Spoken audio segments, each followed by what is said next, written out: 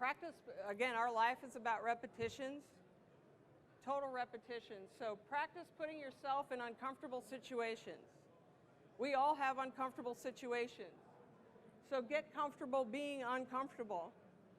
Social mastery is making the best of situations at hand.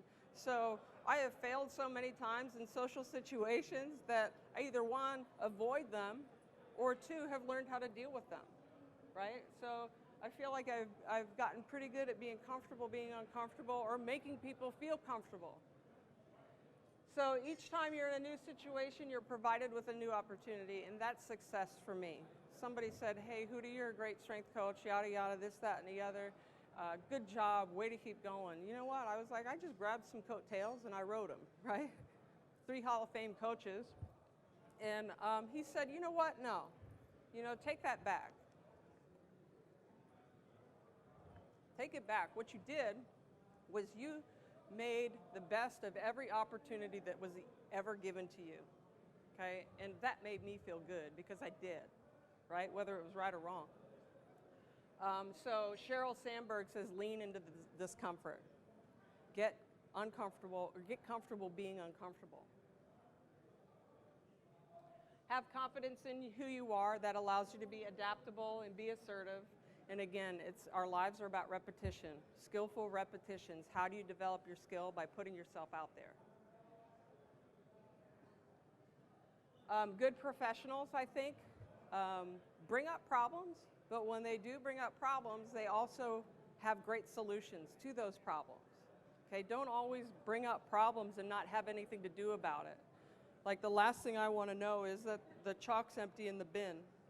What are you going to do about it? I don't need to know that. Just do the solution. Do the task. So a coach is someone who can give correction without causing resentment. I think that's great. Quote from John Wooden to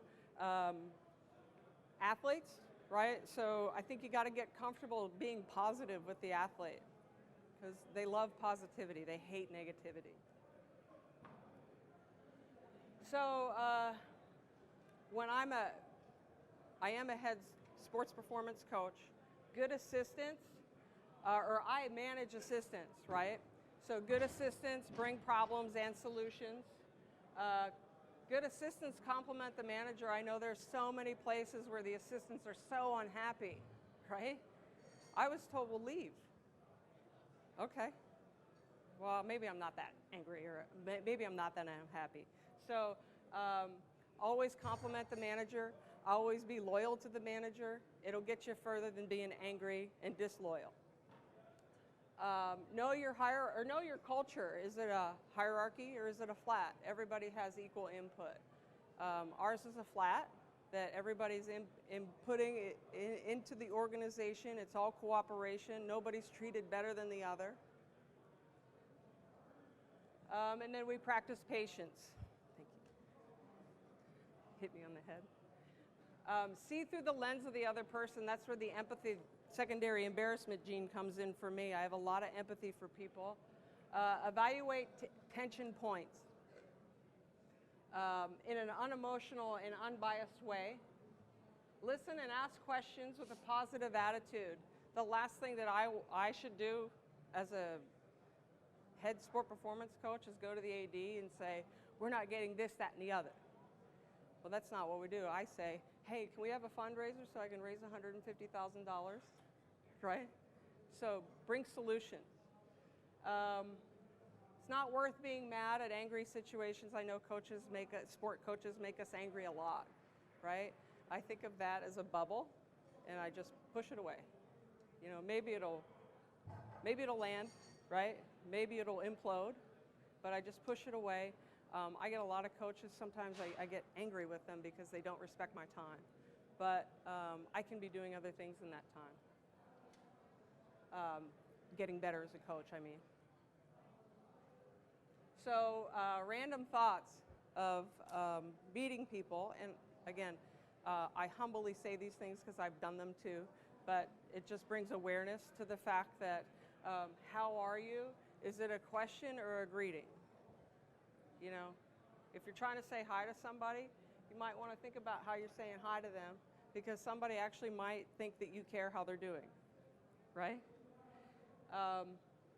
The world does not revolve around you as an individual. Life will go on. I know if I left my job tomorrow, it will go on.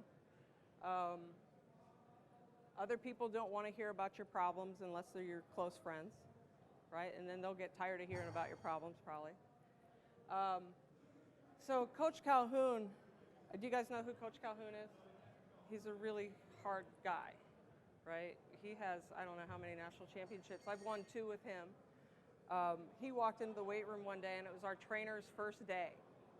And he said, "Hey, blankety blank, how you doing?" And he just moved to Connecticut from, I think, the South, which was probably a really hard move on his part, because New England's a little different. And he said, "Well, Coach, I'm just getting by," right? And you would have thought that, he goes, "Well, you better be doing more than effing getting by," right?